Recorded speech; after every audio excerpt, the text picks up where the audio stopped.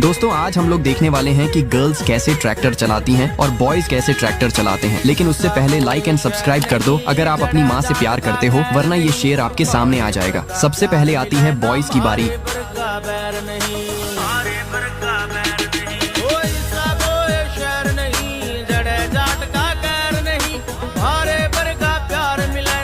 अब आती है गर्ल्स की बारी।